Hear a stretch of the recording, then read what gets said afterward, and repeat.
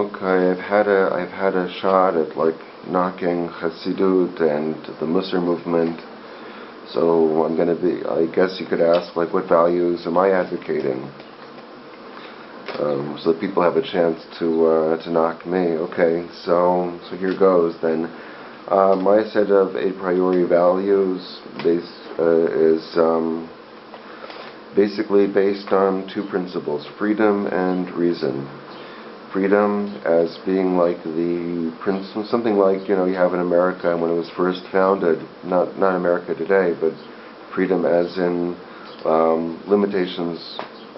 Sort of, I guess limitations what people can do. It's not right that people that like freedoms and rights to feel good, rights to have a job, rights to have people serving you as in the welfare state type of idea of freedom. That's not what I mean by freedom. I mean freedom as basically the Bill of Rights, the Constitution, limitation of government, and reason is defined basically by Plato and Aristotle in modern science, not by philosophy today. The basic, and so I guess the set of a priori values are written, made a small list, would be first of all that government or authority, even of authority of rabbis and Talmudic rabbis and Orthodox rabbis or whatever else you want to say about them, that they exist, all authority exists only in order to ensure personal freedoms. And when people step over and natural rights, and when they step over the line, they lose their legitimacy.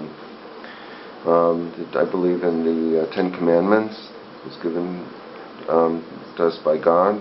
Don't steal, don't kill, believing in God. These are this is my set of a priori values. I believe that math and science is for every person and not just for people that are talented at it. I think that science, math, physics that they can be learned by the suggestion that Rabbi Nachman made about just learning by saying the words, so that people don't have to worry if they understand it or not. Just say the words and go further. If you understand it, very good. If you don't understand it, it's also good. That if you don't understand it in this world, you understand it in the next world, and you don't have to. And that's just a very important part of every person. Just like just like with music, which is not everyone can be a Mozart or a Beethoven, but that I think that's important. These are things that were important for the world. Bach and Beethoven and Mozart, I think, are a priori music. It's important for people to be exposed to.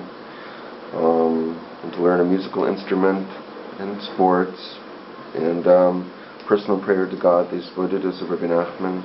So I believe in a priori value. I think that Rabbi Nachman was very good at finding a priori values, with the types of things that are embedded inside of Torah, the things that the Torah is really about, not just the endless rituals, but finding the real principles that are about it.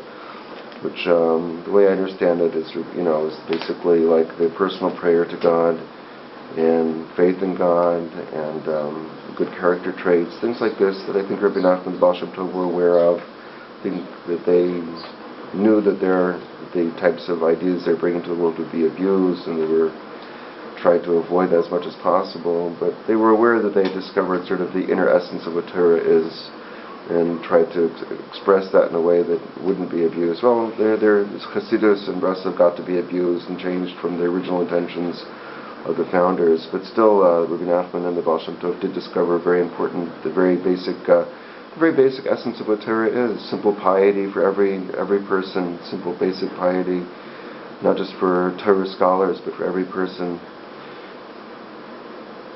And personal prayer to God, personal piety. That's what I guess Hasidus was supposed to be about in the first place. Well, thank you for listening.